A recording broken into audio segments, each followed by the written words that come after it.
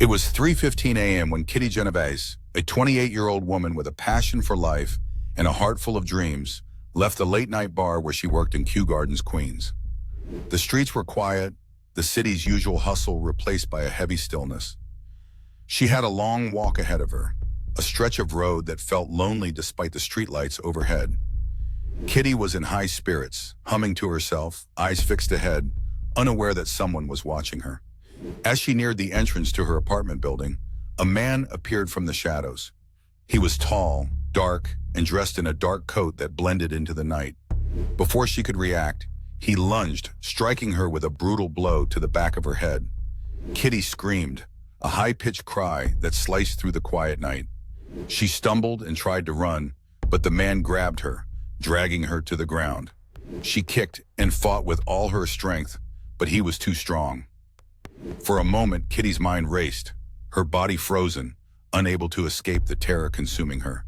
She managed to scream once more. "Help! Somebody help me!" Her voice echoed into the night. In the apartments above, the residents began to stir. Lights flickered on in the windows. Eyes watched from behind curtains. People stirred in their beds, unsure whether what they were witnessing was real. The sounds of a woman's desperate screams continued, punctuated by grunts and the scuffling of feet. But no one moved. No one called for help.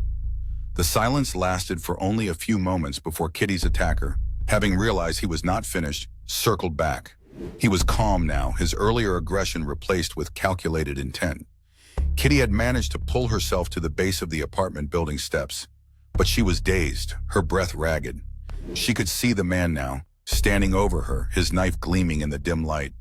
He moved toward her again, and she attempted to scramble to her feet, but she couldn't. Her body was too weak, too broken. The attacker pressed the knife against her throat. Kitty's heart raced, and in a final, desperate act, she whispered, "Why? Why are you doing this?" Without a word, the man struck again, his movements precise, methodical. Kitty's life was slipping away. By the time the police arrived, it was too late. Kitty's body lay on the cold pavement, her eyes wide open in an expression of horror and confusion. Blood pooled around her, staining the concrete. A few bystanders, too frightened to move during the attack, now stood in shock, unable to process the senseless violence that had unfolded in front of them. Detectives swarmed the scene, their faces grim as they pieced together what had happened. The attack was swift, but the lack of response from the neighbors was even more chilling. The authorities quickly learned that 38 people had witnessed some portion of the crime, yet no one had called the police. Not one person had intervened. Theories swirled, and debates raged over what could have led to such a passive response. Had people simply been too afraid? Or was it something deeper, an indifference bred by living in the city? Kitty Genovese's death became the subject of national outrage. How could so many people, so many neighbors, stand by and do nothing? The story of the crime spread like wildfire across newspapers, and the lack of response became a symbol of societal failure, a reflection of urban isolation and apathy. Her family was devastated, struggling to understand how someone could be so brutally taken from them. Kitty had been the kind of woman who filled a room with laughter, who made friends wherever she went.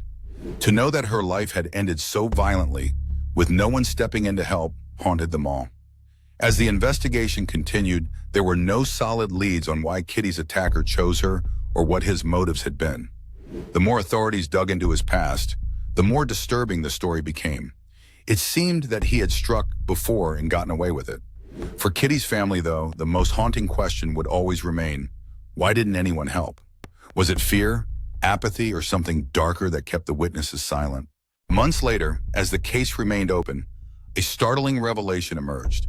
The man who killed Kitty was not a random assailant, but someone who had been watching her for weeks. He had been a neighbor living just a few doors down. The police found his journals, a dark, twisted record of his fixation on Kitty. His writing detailed an obsessive desire to claim her life, to bring her down. He had known her routines, her every movement. It was a cold, calculated act. Kitty's death sparked changes in the city. The term bystander effect became a part of the public consciousness, a chilling reminder of the way society sometimes turns a blind eye in moments of need.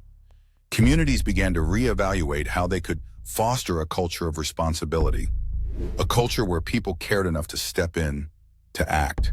But for Kitty's family, the loss would always be felt. The silence that allowed her death to happen echoed through their lives, a sorrow that never fully healed. Like and subscribe for more true crime stories.